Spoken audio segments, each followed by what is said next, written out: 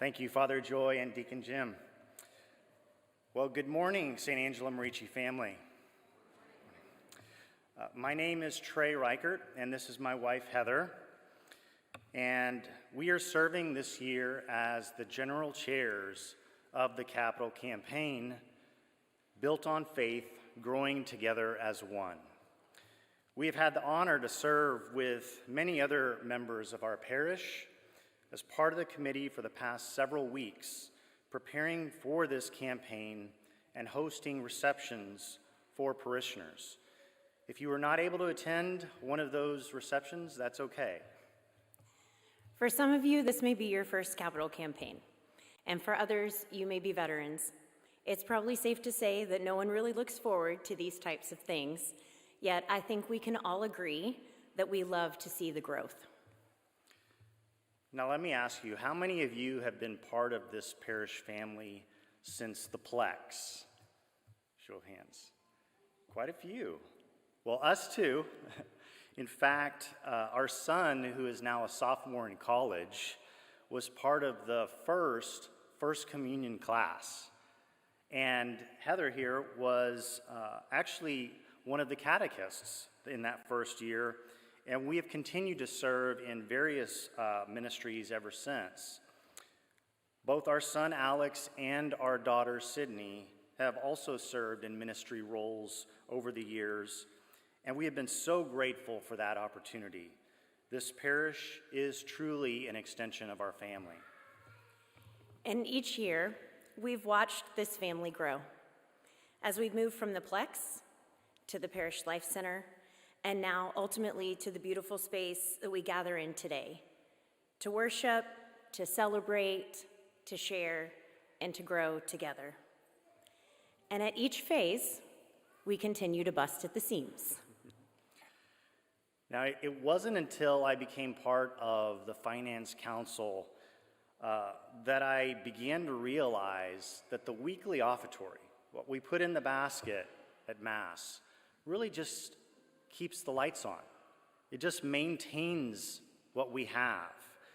The growth of this parish has relied on loans from the generosity of the Archdiocese in campaigns like this one. What many of you may not know is that the Archdiocese loaned us the full amount needed in order to build this church. That's not common at all. Typically, a parish is required to raise 50% of the funding, but they loaned us 100%. In fact, if we had been required to raise 50%, we would still be having a capital campaign right now, but we also would still be celebrating Mass in the PLC next door. We wouldn't be able to have a Mother's Day Out program.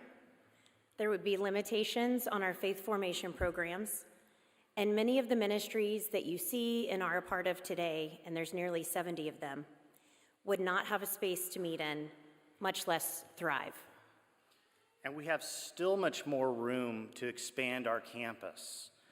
But before we're able to continue these phases of growth and begin discussions on what will be next, we have to pay off the loan of building of this church. Now, when we began on this campaign, something from my childhood came to mind. How many of you have been to any of the Texas painted churches? Do you have anyone? A few? I can see we definitely need a tour in our future from here. When my great-great-grandparents came to the United States in 1876, they settled in a little town called Emmonsville, Texas. As that community grew, so did the need for a Catholic church. In order to assist in this happening, my great-great-grandparents donated the land that would be home for St. John the Baptist Catholic Church, which was ultimately built in 1890. The church would be destroyed by a hurricane in the early 1900s, then rebuilt, only to be destroyed again by fire. But the parishioners rebuilt it again.